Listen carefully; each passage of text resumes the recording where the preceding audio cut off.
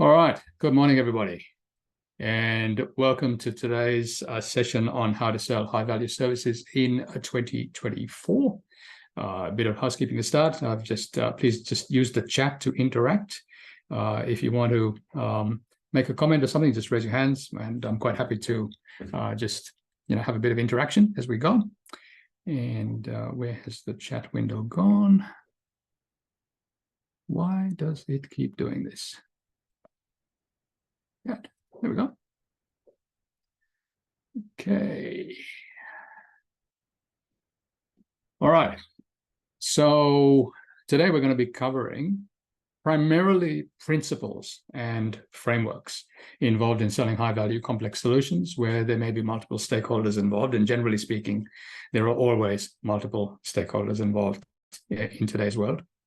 And the reason I'm going to be staying at the concepts and principles level is because tactics change day to day. Every day somebody comes up with some new tactics, but principles are timeless. Human behavior has not changed for millennia. It's unlikely to change for millennia. Now, there's a lot to cover in the next hour, so we're going to be moving along quite quickly. And obviously, I'm only going to be covering scratching the surface here. So at the end, with your permission, I'll just share how we could possibly work together more closely to make sure that 2024 is a really good year, regardless of whatever the pundits think the economy is going to do. Now, I think just about all of you know me, but just for the tape, obviously, my name's Rashid Cotwell. I'm a business mentor and strategist, and together with Barbara, sitting up there in the corner, we help SME business owners and leaders lead a better business and live a better life, which means have your business provide financial security and the time to enjoy it. Now, today's focus is going to be on improving sales, which is obviously the bedrock of all growth, because without sales, nothing really happens. And I'm going to demonstrate, I'm going to be a little bit cheeky here, but I'm going to demonstrate using us as a live example and then get you to talk about your own examples. So I'm going to just share my screen here. And some of you will have seen this before, and some of you may not. So I will just briefly go through it. Why is this thing doing this? Okay, can you all see that? Okay. All right.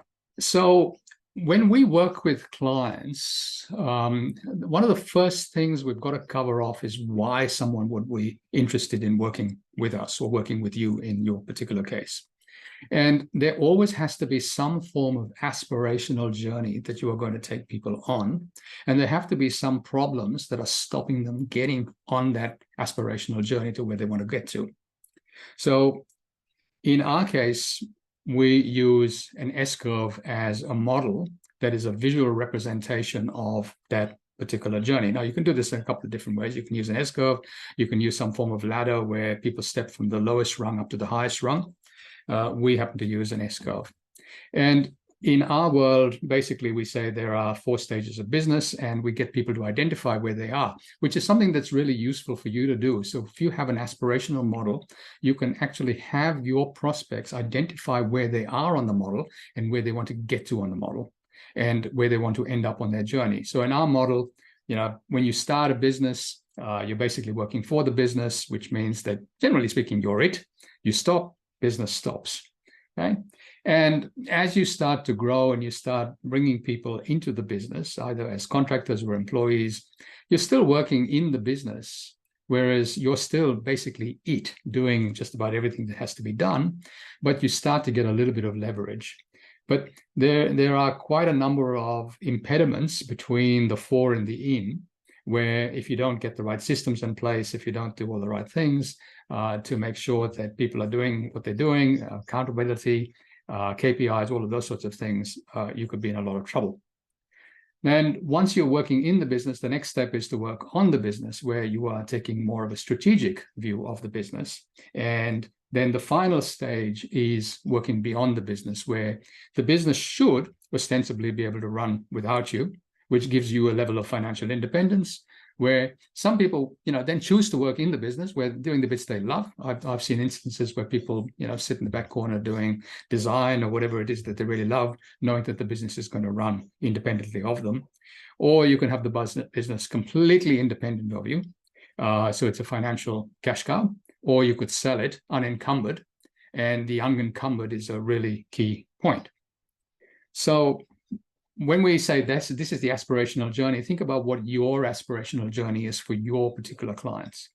And then talk about the impediments that could be getting in the way and what are the things that could be stopping them. So in our particular case, from a logical level, leadership, they could lack a coherent strategy. They could lack a sales system, because sales, if someone is buying the business, they want to know that sales are going to come in on an ongoing basis and there's going to be ongoing recurring revenue. And therefore, if you can show them that you have a bespoke sales system that does that, it is going to add value to the business. And other people have resource issues, they have people, money, time issues. And on an emotional level, because they're not where they are, where they want to be, they can be frustrated, they could be stressed. So we're looking at both the logical as well as the emotional issues. So think about what aspirations you're setting and what are the main outcomes that you would get for your particular clients, and what are the main impediments that are stopping them. Because with any form of sale, people will move far more rapidly because of pain, because there's a problem that they want to solve, rather than an aspiration that they want to get to. Because sometimes aspirations can be also, can be too big. People can't see the big picture, but they can certainly feel the pain that they happen to be in right now. And therefore, pain will move somebody far faster than a pure aspiration. So when we work with clients, once we've looked at the aspiration and we've delved deeply into that and delved deeply into the pain, and when we're talking about pain, really the implications of not doing something and the implications of what they would get in the future, we then move into what we would call a what model, which is basically showing somebody what we would actually do with them. And with all of us, we need some form of why model, and we want some form of what model. And the reason we've started using visual models is because we all know pictures paints 1,000 words, and people can see something rather than just hear something. And in our case, and this particular format of the model came from Simon Bowen. He calls it the genius model. We've done a lot of work with Matt Church for thought leaders, and we use a whole bunch of different types of models for different parts of a sales process as well as a delivery process.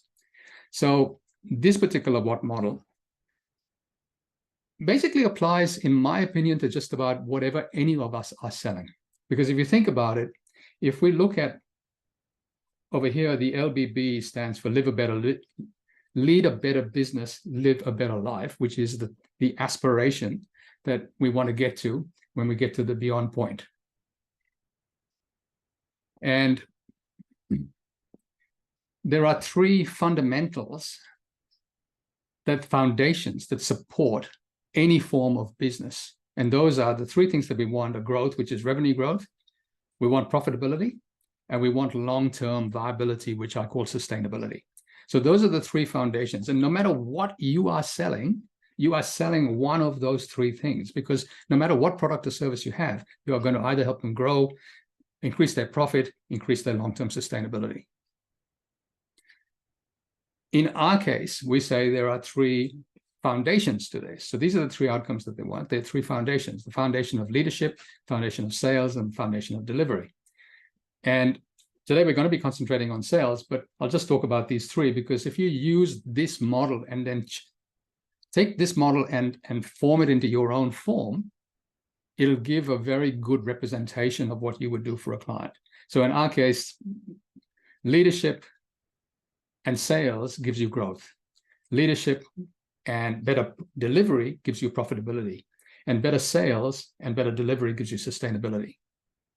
And then around leadership, you've got strategy, people, and culture, because you've got to have a strategy of actually how you're going to go to market, what you're actually going to be selling. You've got to have the right people, and you've got to have the right culture as to how you actually do business. What is your method of doing things? In sales, you've got marketing, positioning, and prospecting, and I'll delve into that far more deeply in a minute. And obviously in delivery, you've got your own particular IP. You've got systems, because systems run the business, and people run the systems, and you've got to be consistent. You've got to be continually innovating. So if we look at the foundations of this, the demand triangle shows exactly what you need to do to get your message out into the market.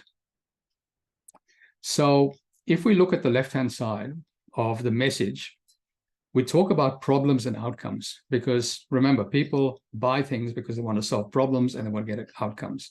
And the narrower that you can get with the problems that you solve and the outcomes that you can deliver, the easier it is to be able to get a relevant message to a particular market. And your market is both a demographic and a psychographic. And the demographic is all the physical attributes, and the psychographic is how they think, so their values and beliefs, whereas a demographic might be a company size, it might be a location, it might be a particular industry. And one of the things that we was hammered into us over the years, and is that the narrower that you can make your market, the easier it is to talk about a specific problem and a specific outcome for that particular market. So I was looking on LinkedIn the other day, and I saw somebody who does just works with legal companies. That's all this person does. And on his webpage, he said, because I only work with legal companies and I'm an ex-lawyer, I understand legal companies, I understand exactly what their issues are, and that gives the company, and there are plenty of legal companies, and that's a big enough market for them. It gives them enough market to be able to provide his services. And then down the bottom, you've got traffic and conversion, because no matter who your market is, if you cannot get your message in front of them economically, and by that I mean, what is the cost of sale? What is the cost of a lead, and what is the cost of a sale? Because Dan Kennedy is in the circle of direct marketers is considered to be one of the best. And he says the person who can outspend everybody else on buying a lead is always going to win. Therefore, the better your conversion rate, the better your profitability becomes, the more you can actually spend to getting traffic in the door in the first place. So it's really key to understand what the very specific problems and the very specific outcomes you get, and the narrow market that you're looking for. And then the greatest leverage point actually comes from improving your conversion rate. Because I know a lot of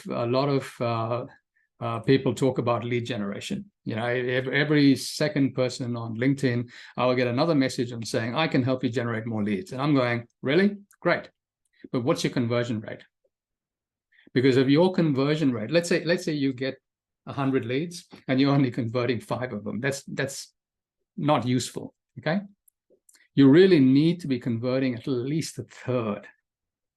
Some people will say they convert 50%, and I'd say you're not seeing enough people if that's the case. I would say on average, you're looking at a quarter to a third of everybody who comes in should be able to become a client if you are targeting the right people with the right message.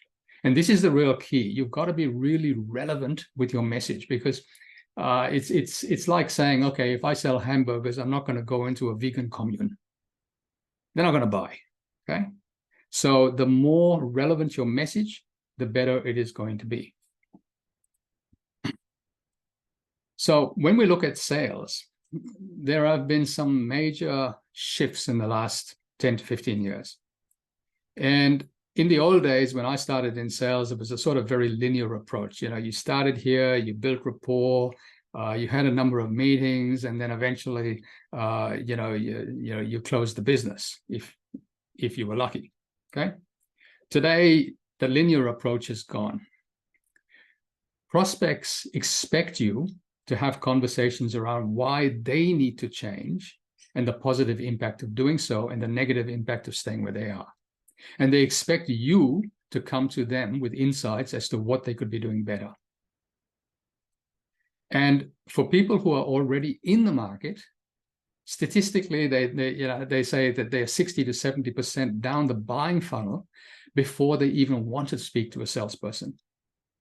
I mean, if you think about it, okay, so if you were going to go and buy a washing machine or you're going to buy any sort of appliance, what's the first thing you do? You go on Google, you look at reviews, you look at different brands, you see what people are saying, and then you might walk into a Harvey Norman and then talk to somebody and get their opinion, or not. You might just decide this is what I want to buy. And the same thing applies even in a high value B2B context.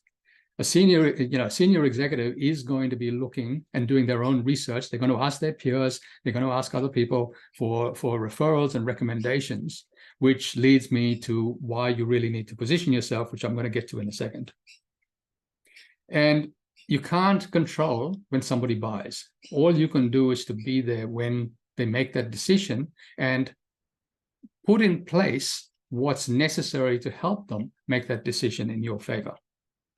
And therefore, you need to build a system to attract, retain, convert, retain, and keep selling to people. So with the demand triangle, you really need to look at, let me go back to that. What is the problem that you're solving? And what is the aspiration that they want? And you really need to delve deep. So for every problem, you need to be looking at the implications of them not solving that problem. And you're looking for implications both on a logical level as well as an emotional level, because we intrinsically all buy on an emotional basis, but we also need a logical economic justification to spend the money. So what are the implications of solving it? What are the implications of not solving it? And when it comes back to traffic, you need to look at your total market and your total addressable market, and they're two different things. So your total market might be, every manufacturer in Australia, for example. But your total addressable market is all of the ones that you can actually get in front of. So can you actually get in front of these people, and what is it going to cost you to do so? So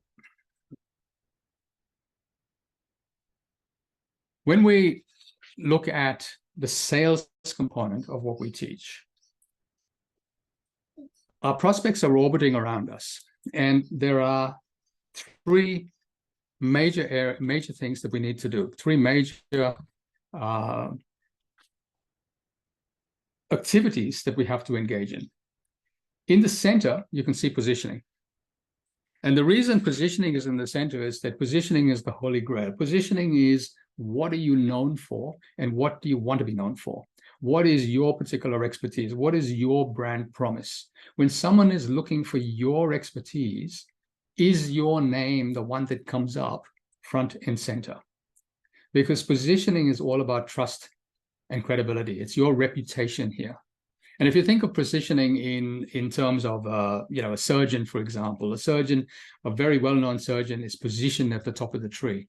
Coca-Cola is positioned at the top of the soft drink area. Other companies are positioned as whatever they're positioned at, but it's something that you really have to work on, and especially if we're a small organization or we're a consultant, positioning is absolutely vital, and we really have to obsess about that, because this is why people come to us.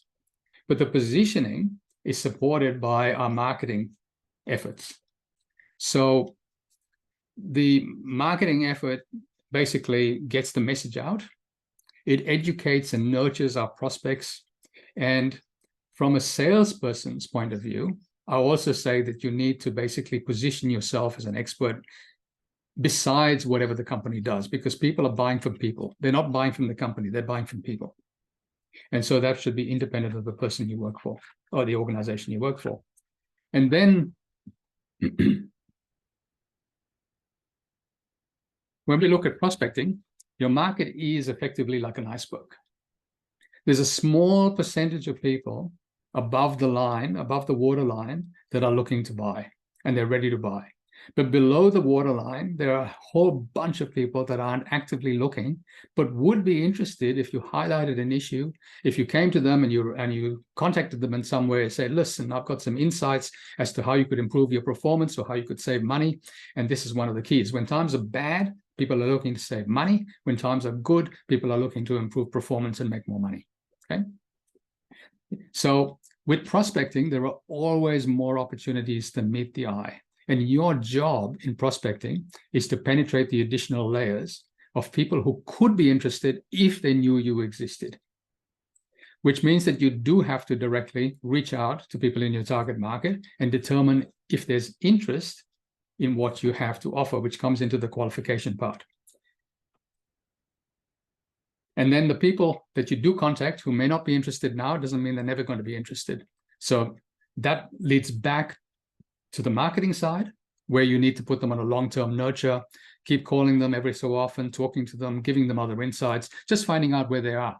The number of clients that we've taken on over the years where, between initial contact and becoming a client could be sometimes weeks, months, sometimes even years. The key, though, is we're always in front of them. There's consistency. People recognize the fact that, I will pick up the phone and I will talk to people and I will just say, hey, listen, how are you going? What's happening? And then sometimes people just say, hey, listen, I'm really glad you called. This is what we're doing. Can you help us do that? And then between marketing and selling, you have to engage your particular client. And selling is, of course, where the rubber hits the road, because nothing happens until somebody actually buys something. And this whole Venn diagram is a system. You can't do one in isolation because that just doesn't work. If you think about it, you get leverage because you market yourself. You then go out and prospect, because marketing is relying on people to come to you. And you might be waiting a long time, depending on, who your market is. But prospecting actually goes out and raises your profile with these particular people. And then the sales conversation has to take place to actually convert them into clients. So it is a cohesive whole. And think of it like tumblers on a safe, where these three things have to align so that you actually get more leverage and close more business. And the key with selling, of course, once again, is to always keep improving your conversion rate so that you convert more business in less time with less effort. So here's the question. If I asked you to rate yourself on 1 to 10 on any of those aspects, marketing, selling, or prospecting, how would you rate yourself? And where do you feel you would need to improve? If anyone feeling brave enough, you can unmute yourself for a second and tell me.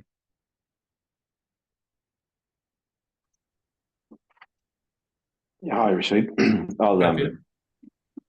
I'll start, and I guess my little advantage is that we do CRM systems. So sales, marketing, prospecting is what we preach to the outside world. But like a mechanic's car or others, you're not always the best at it yourself. So from our benefit is that we get all our leads from Salesforce. So we largely are fed a whole series of qualified leads already because they use partners like us to implement, which is a good thing. So from our prospecting, we actually concentrate our prospecting on Salesforce account execs. And we would rate ourselves probably a 6, maybe a 7 out of 10, pretty good.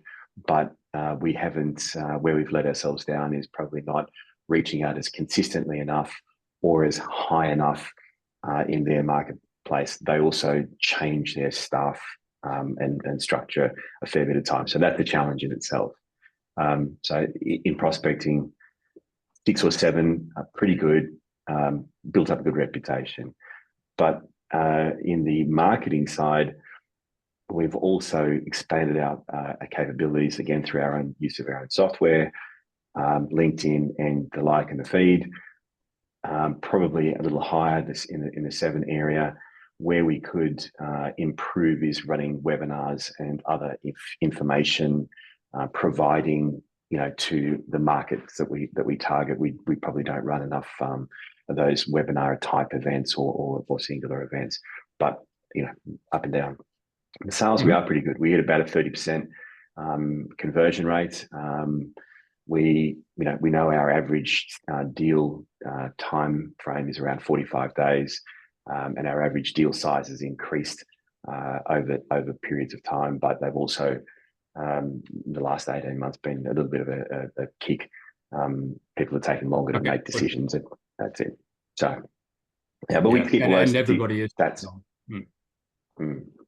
So that's where we're at. Yeah. Great. Thanks for that. Anybody else? You want to put it in the chat where you're at? So on a scale of 1 to 10, and you can't use 7. Rashid, yeah, I've got the greyest hair, so I can say right at the start, I've made the most mistakes of everybody on this call, but I've also learned. And I can say to you that that whole platform, we set ourselves probably, I'd say, as an 8.5, nearly a 9. Our closure rate is unheard of.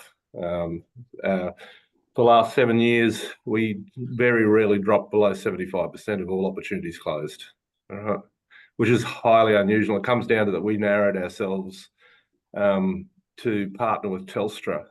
In our particular field, we found a method to go to market because we were like, for the first 25 years of me being in business, if we could get above 25% closure rate, we'd pro.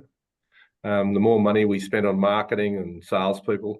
So today I run 43 salespeople. The amount of money that we spend in making sure we get our message out there and how we get our message out there.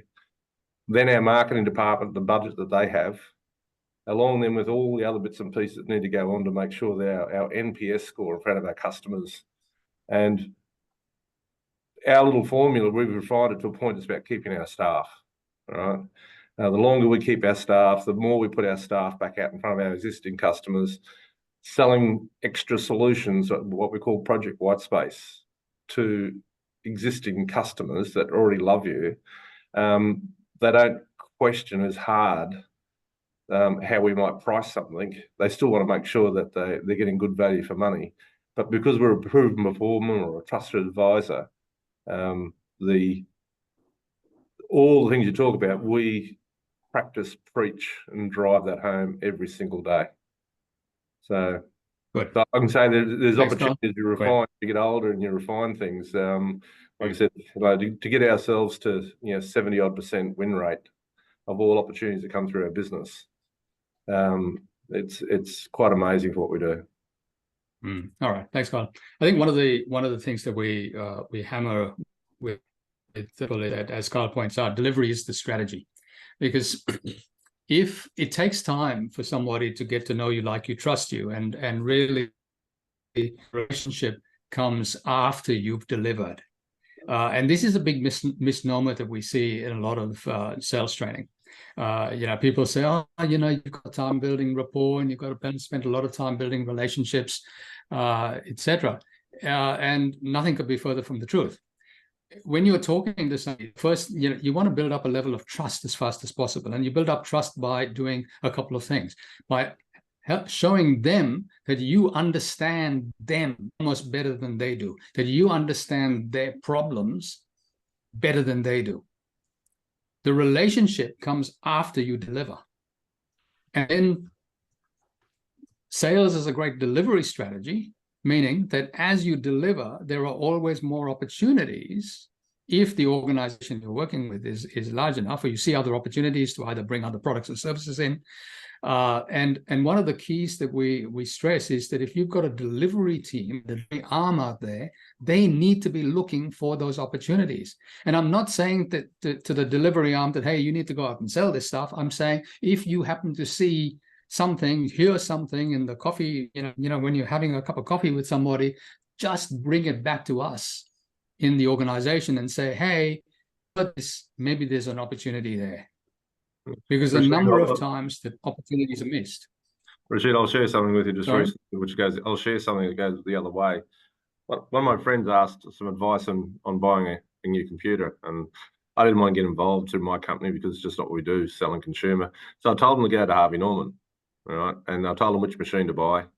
They ran down to Harvey Norman, and the salesperson was so desperate to get the sale, made all these promises that the poor little tech sitting over in the corner of Harvey Norman. When the customer then took, or my friend took his laptop over to get the transfer of data and all the different things, and the main thing he's worried about are all these photos for the last 10 years, he wanted to make sure it transferred, took it over to the tech, and the tech rebutted 90% of what he was told by the salesperson, right? The old over-promise, under-deliver. And when that happens, no wonder Harvey Norman have to compete on price, because their reputation over a long period of time gets shot. So therefore, the only reason people go to, I'm not picking on Harvey Norman because I don't like the product, I actually like Harvey Norman. But when you see that type of thing going on where the salesperson's not game enough to under-promise so that you can overachieve, and then therefore you build reputation. And it was just a classic example of what happens if you get the formula wrong. You then have to compete on price. And obviously that then drives margin down. Yeah, absolutely. And look, I've been in the IT industry for a very long time before running this business for the last 23 years. And this was always a classic case. Salespeople said never confuse sales with delivery. And I would say exactly the opposite. Absolutely, sales is delivery. Because trust comes from the fact that you deliver what you said you could deliver. Okay? So when we're working with people and you're having a sales conversation, one of the classic issues that we see time and time again is that people vomit all over their prospects, metaphorically. And by that I mean they give them all of the facts, all of the information about themselves, their product and service, rather than focusing on why would this particular person be interested and what are they looking for instead. So when we teach people how to have sales conversations, we want you to stay above the line. So always talk about the problems and the aspirations and bring them insights as to why they might be losing money, losing time, lacking productivity, what they can do to get the opposite. So what are the problems and what are the outcomes? And yes, at some point, they will want to know what is all of this and how do you actually deliver? And in that particular case, that's what you show them. But in the beginning, what you're doing is you're actually showing them the aspiration and you're talking about the particular problems that they might be having. But generally speaking, I'd say you start with problems because that's something that will trigger somebody to want to do something and actually move. So at some point, you need a what model, which is the when, and a how model, which is slightly different. So what are the steps that you're going to do to accomplish this? But that comes much further down in the sales conversation. So in our world, selling, there's some interesting little mindsets that we employ. The first is selling is serving, because our job in sales is to actually serve our clients and make sure that they're getting what they really need rather than what we want to sell them. And if it's a case of walking away from a deal because we're not going to be able to serve them, tell them and recommend somebody else. Because I guarantee if you do that, that builds up trust and they will come back to you or they will refer other people to you. And remember, it's never about your product or service. It's always about their issues and aspirations. That's why you need to stay in the why and the what if quadrants. And you also need to understand the deep root causes of their problem, because very often we think we have a particular problem, but we don't actually understand what the real problem is. And if we can help them articulate what the real problem is, that once again builds up a level of trust. So they think it's this, but it's really this thing that's bigger. And your sales mindset has to be one of curiosity. What's really going on for this person? Why would they be in this situation? Why are they doing what they're doing? And today, especially if you're working in a B2B sales environment, you're expected to be a business advisor. You're expected to be able to come in and help them solve problems. You don't go in there. In the old days, we used to go in there and say, okay, well, tell me what's going on. What's happening? What's keeping you awake at night? If you did that today, you'd get shut down in an instant. Your buyers expect you to know what's going on for them. They expect you to have those insights. And to serve, then you have to lead. You have to have conviction about your own product or service. And you have to truly believe that if this is the right thing for them, I need to do everything in my power to make sure that they see that, believe that, both on an emotional or logical level, and then commit to buying. Therefore, you need to be interested in them, not be interesting as a person. And the other thing that I always say to people is be the naked salesperson. And by that, I mean, don't walk in there with your laptop. Don't walk in there with your folio of all of this wonderful stuff about your company and how long you've been in business and blah, blah, blah. Okay, nobody cares. Walk in there, and I walk in there and I have a little recorder, or you can record on your phone. And I say to people, listen, I'm going to record this meeting. 2 reasons. One is it helps me know exactly what was said, and therefore I don't have to sit here and take copious notes. And B, I can review it and see how I can improve. I've never had anybody object, never, not in 20 years. Okay, so it is really useful to walk in there as a completely naked salesman. And what you want to do is to be let into their truth. If they trust you, they'll tell you what is going on. And when you're dealing with people, there are really 3 or 4 buying motivations and concerns. What you've got to get to is money. Do they want to make money? Do they want to save money? Do they want to get more time? Do they want to save time? Risk and status is a really important one for all of us. Status and risk in a corporate sense is, for instance, if I do buy this thing and it doesn't work, am I going to be left holding the baby? If it doesn't work, is it going to cruel my promotion prospects? If it does work, what is my status going to be? Am I going to be the hero? If I do put this thing in, is it going to take my job because it could be more efficient? They may not need me anymore. These are all reasons that people don't buy. And I know John Broadbent on the call here. John, you want to talk about some of the instances that you've seen where manufacturers have not gone in with a factory system because the plant manager could lose his or her job? Good morning, all. Thanks, Rashid. There have been many examples where manufacturers particularly understand that within their business they have what I call the ticking time bombs. They know that there are issues in their production. They know that they have equipment that's legacy equipment, and they know that if that equipment fails, it's a catastrophic loss for the business, and yet they still continue to ride the gauntlet. And in a recent webinar that I conducted, the question was asked, do you know where they are? And without exception, every manufacturing manager and engineering manager knew their ticking time bombs, and their group comment was they all hoped it didn't go off on their shift. So even sometimes I'm finding that when the frustration is highlighted, trying to get them to take action can still be a challenge. Thanks, John. So I had almost 20 years ago, I was just in a seminar, and this guy presenting said, here's a classic case of what's good for the business is not good for the individual. And we see this a lot in organizations. And in a small organization, what's good for the owner is good for the business. In a large organization, what's good for the business is not necessarily in the best interest of the individual making a decision. And in this particular case, this organization was a facilities management outsourcer. And they were trying to target a particular organization to take over the facilities management, and they kept getting blocked by the local facilities manager, as you can imagine. And somebody on the QT basically said, look, the guy's afraid of losing his job. Pretty obvious. If you're going to outsource it, what's he going to do? And so they went to him and they said, Fred, we are expanding throughout New South Wales, and we think you would be an ideal candidate to basically run whatever this part of expansion was. And we'd love to offer you a job if that is the case. What do you think he did?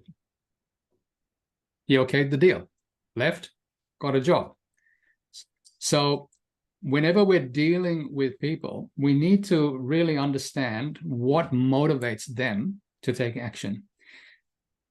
We see it a lot in IT. You know, you want to put in a new IT system. The IT department is going, is it going to cause more work for me? I don't want to do that. Is it going to take my job? I don't want to do that. And so even though something is really good for the organization, somebody there will kibosh the deal, which means that in any multiple stakeholder situation, and by multiple holder, I could mean a family where there are different members of the family, even partners in the family where one person wants to do something and the other person doesn't want to do it, it will kibosh the deal. So when we teach complex sales to multiple stakeholders, we say you must network, navigate, and negotiate. You have to network yourself around the organization to figure out who all of the people that could be involved in decision are. And that's the people directly involved in the decision, people who could influence the decision, and even people who would influence the decision makers. And you've then got to navigate through each one of those people to figure out what it is that those people want. And you've got to then negotiate and make sure that every one of these people is on board, because long gone are the days where there was so-called one economic decision maker, he or she made the decision. And also long gone are the days when, and I lived through these times, by the way, when you never got fired for buying IBM. Okay, IBM would go into the board would say, yeah, we're buying this, and that was it. In today's world, you've got to look at it from both the top and the bottom. So a lot of our clients would actually start at a technical level and then start pushing the decision upwards. Other people start at the top and push the decision downwards. But in our world, I think you need to work both angles. You can't just assume that somebody at the bottom is going to be able to have the know-withal, the wherewithal to be able to put a business case together for somebody higher up, because that's where the business is actually done. Because you've got to have a business case for somebody to make a decision to buy something or not buy something. Yeah, let me just mute.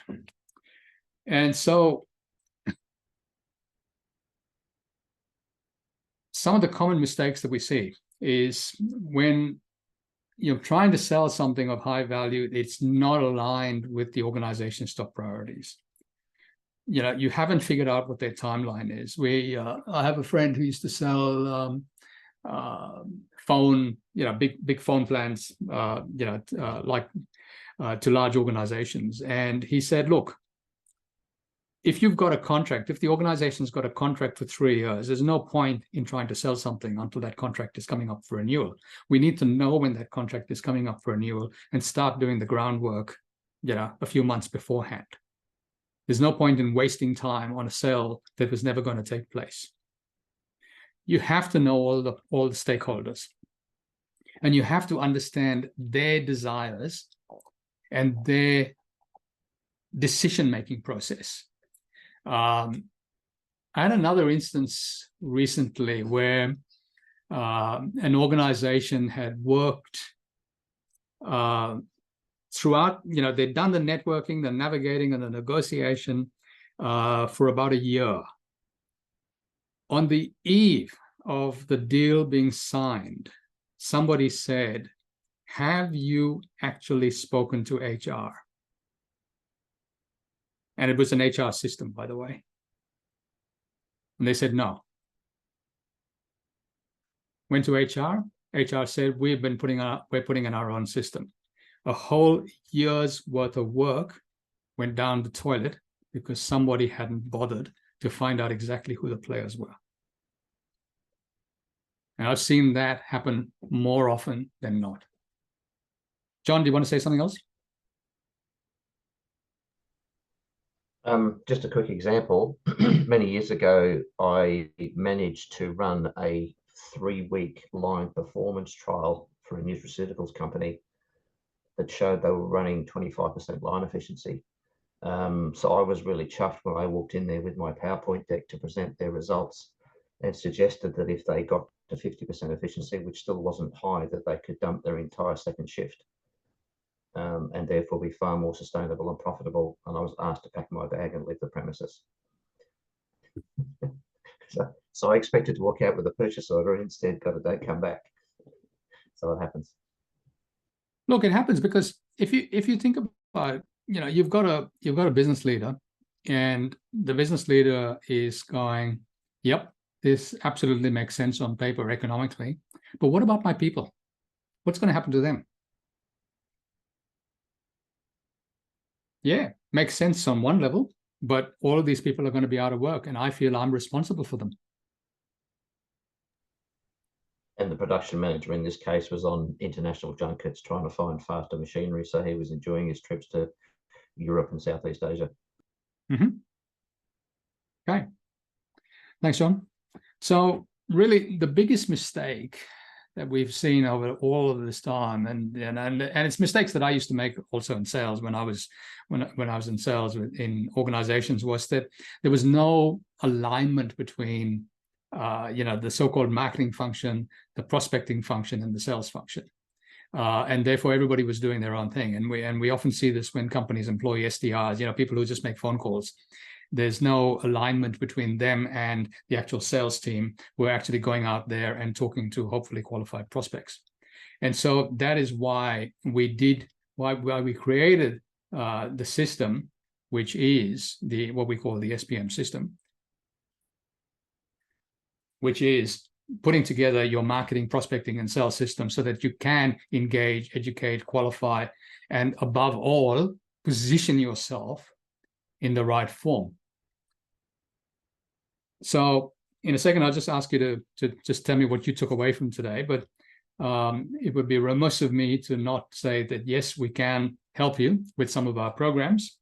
Our programs are best suited to professional firms, consultants, coaches, engineers. We work with all of these sorts of people. In fact, I think last count, we worked with 50 different types of industries, from multinationals all the way down to sole providers. A number of you have been clients on here, so thank you for being here. And when we work together, we'll drill down into your value proposition, your authority positioning, how you actually go about prospecting, what you need to do, how do you frame and lead sales conversations, and there's far more to it than meets the eye, how you deal with multiple stakeholders. Yeah. Objection handling, that's an interesting one. I don't actually believe in objection handling. I actually believe in getting to the truth of what's really going on, and sometimes pre-framing an objection by actually explaining to them what people would be thinking as objections before it even comes up. How to handle the send me more information, never do it. Please never do it, because they're not interested. They're just blowing you off. And how you handle proposals. And there is an art to actually writing proposals. And I would actually say you shouldn't be writing any, but that's another story. You're writing statements of work. But then how do you actually present these in a way that confirms what the decision has already been made, the decision that has already been made? And then if you're doing this on Zoom, how do you actually do this more effectively so that you close more business in less time? Now, we offer this in a number of different ways. You can work with us one-on-one, where we can spend a defined period of time. Some people just spend a day with us, where we do a clarity and focus day, where we work through whichever part of the sales puzzle that is really concerning you, and so that you have an implementation plan going forward. Some of our other clients, we work on a long-term basis. I think our longest-term client has been working with us over 11 years. So for different things, obviously, not just this area. So if that triggers anything for you, please do just reach out. More than happy to have a chat. There's no obligation to do anything. We just talk about where you're at, where you want to get to, and if we can put a plan together to help you get there, that'd be fantastic. So if I can just go around the room quickly and ask what's something that you took away from today, what you found useful, what you're going to do moving forward. I'll go first. How's that? Great. I found it was good. Thank you, Rashid. It good sort of reinforces a lot of things you know, but you just sort of get bad habits, I guess. And so a lot of what you spoke today, I found really, really well, because it reinforced the right way to do things, and maybe just to cross the T's and dot the I's, and the rest to get everything done correctly. Who to talk to and how to get to the points. Thanks, Michael. Anyone else? I picked up on a point you made near the end. Find out who the players are. Ah, I think that was a very good point. And I'm going to speak to my team after this meeting about that. I think because this is we talk to I'm sure we offer something totally quite different than everyone else in this group, but and we'll talk to anyone in the organization because we never know who has the power or the connections within the company. But I've never really asked who will make the decision or who else has to be involved after we present the benefits of what we offer. So I like to implement that. So here's a tip. You can say one of two, Ed. You can say, look, who else with you would be involved in the decision? But a more sort of tongue-in-cheek way of doing it would be, who would get really pissed off if they weren't involved and weren't asked? Good point. Because that's what it comes down to, so because in my experience some people want to hold things close and they don't want to actually they want to say, oh, I'm the only person involved. Yeah, right here. Yeah, give me a break. Excuse me. And they will block you. And we've seen this happen where somebody was blocked from the second in command down up to the CEO. Okay. Oh, no. The CEO doesn't need to be involved. Bloody hell, the CEO does need to be involved. Okay. So if that is happening and you're constantly blocked, you need to find a way around it, or you're not going to get very far. And at some point you might need to just say, nope, this is not going to happen. Anyone else?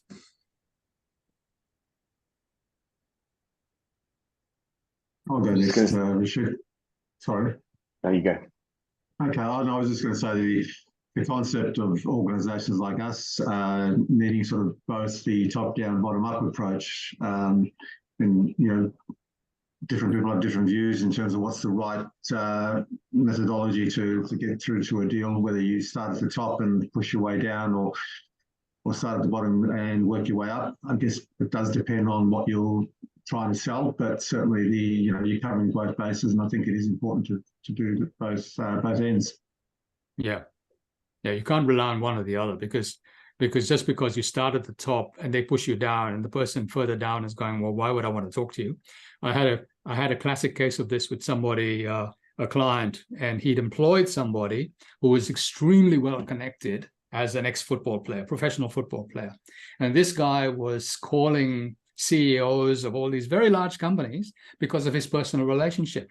And the CEO would then push him down to somebody further down. And the person that he's next talking to is going, I don't care. Why are you calling me? What have you got to, there's no relevance. Okay. So it always comes down to relevance. It's not about the relationship. It's about the relevance that you have for the particular person that you're talking to. Are you going to help me in my job? Are you going to help me make money, save money, improve my status, whatever it is? What is the problem you're going to be solving for me? If you don't have that nutted out, down pat, you're not going to get very far. Lisa, how about you? What'd you get? I'll be honest and say pages and pages of notes. You're very generous with your knowledge and your information. And I'll admit, I'm an accountant. I've been trained to do solve tax problems and technical problems. It's actually really hard to apply sales theories without examples and knowledge. So yeah, you've given that in spades this morning, and so has everyone else. It's great to know. People do make mistakes with this stuff, but you still have to try. You still have to ask. Otherwise, you're guaranteed not to make the sale or move forward in your own business. So yes, lots of takeaways this morning. Thank you. And look, we all make mistakes. Okay, I made a classic one a few weeks ago. All right, I'd spent 3 hours with this chap, and he said, "Yeah, absolutely. It's all I'm happy with all of this." And I gave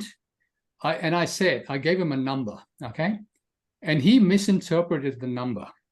He thought it was in the hundreds rather than the thousands. Okay, so I said, this thing is going to cost, and I'll tell you exactly what it was. I said, this thing is going to cost you $5,500 a month for X number of months. Okay, I said, you've allocated $100,000 to do this thing. It's going to cost you $5,500 a month. This is what you're going to get at the end of it. He said, oh, can you just put that in writing? And I said, fine, I'll put that in writing just as a confirmation. I send him this thing and he's looking at this thing and he says, what's this $5,000 thing? And I said, 5 plus GST. He said, I thought it was 550. Okay. Now that's on me. So the lesson for me was, okay, what was stopping me putting that out very, very precisely? And it's a lesson that I think we can, I've seen other people make the same mistake because it's our own internal belief about money, maybe. It's something that we need to all look at for ourselves. I'm not suggesting you have it. I know that I had it. Okay. So what was my thing about not saying, hey, this is what we've agreed. This is what you're going to do. This is what I'm going to do. This is how much it's going to cost. This is when it's going to happen. Give me a purchase order, give me a credit card, whatever it is. What is that next step that needs to happen? And on that note, the one thing that I would always say to people in a sales meeting is you want to go for 3 different outcomes. One of 3 possible outcomes. One is another contact, which is the network, navigate, and negotiate. One is a calendar entry, which means when is the next meeting? So never leave a meeting without something else booked. And we even do that with our personal, friendships, okay? Because otherwise we know the year will go by before we see them again. Okay, make a tentative date or cash. Is there a sale at the end of this? So one of those 3 things is something you need to push for. Okay, we got another 3 minutes. Anybody else want to contribute? Otherwise, we'll wrap up. I was just going to say that a reminder of that top of the line conversation. So, it's all about why, what's in for them. And while you can go back to examples of where you have done it, there's probably more examples when you haven't done it. And so therefore just that constant focus in on them, not us. And sometimes you have a short window to explain everything and they probably are looking for some bits about you, but I've probably lost those to the other competitor who did focus in on them more so than me. So it's always a good constant above the line. I like the expression, as well as the naked salesman. That's probably metaphorically, not physically. So. Okay, great. Anyone else? Just a quick comment that you made earlier on, which is that we're dealing with people. So, and your example there with the 5-5 is a classic. We all have our own foibles, and our customers have their own concerns. So it's really focusing on them as individuals and actually talking to them as individuals and solving their problems as individuals. So you can be working with a very large organization, and you see the logo of the organization and think of them as a big sort of corporate entity, but it's really just a collection of people. So that was one of the insights. I mean, one that I already knew, but it was a good insight from earlier on in the presentation. Yeah, that's a good point. Because organizations don't buy, people buy. Exactly. Okay, and you need to know what the motivations for those particular people happen to be, and they could be quite different. And I'll just finish with one last story, unless somebody else want to add something. Otherwise, I'll finish with one last story. Okay, so we had a client, and they do refurbishment for hospitals and that sort of area, and they'd been dealing with a large organization where they had done a number of sites, and they were doing another site. They put in a tender for another site in somewhere in Orange or wherever it was. Okay, and I said to them, "Who's on the selection panel?" And they said there are 4 people on the selection panel. 3 of them have worked with us over the years, and they love us. They trust us. They know exactly we're never the cheapest. We're never the most expensive. They know exactly what we do. They know exactly what they get. I said, the 4th person, what do you know about him or her? He's the local bean counter. I said, have you gone through with your tender response? Have you gone through line by line and explained why you're doing the particular things you're doing to this person? No. I said, I suggest very strongly that you do. Suffice to say, they didn't. They lost the tender. And they lost the tender because this person, everybody else loved them. This person could not see the value because it wasn't articulated in terms that he understood. So that's the key here.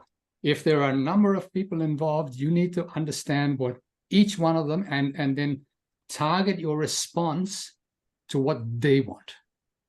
Otherwise, and that, by the way, was a $5 million tender. It was a $5 million refurbishments. We're not talking small change here. So on that note, it is 10 o'clock, and I'd like to say thank you very much for being here. It really makes it all worthwhile to have you here, and a number of you, as I've said, are clients, which is even better that you keep coming back. I really appreciate that. So have a great rest of the week, and if we don't speak between now and Christmas, have a great Christmas, have a great New Year, and what you do today in the next month is going to set you up for next year. So thanks again, guys. See ya. Thank you, Rashid. Thank you, Rashid. Thank you. Merry Christmas, Happy New Year. Merry See you Christmas. next year. Thanks, Rashid. Cake time. Cake time. And see you guys. See you guys.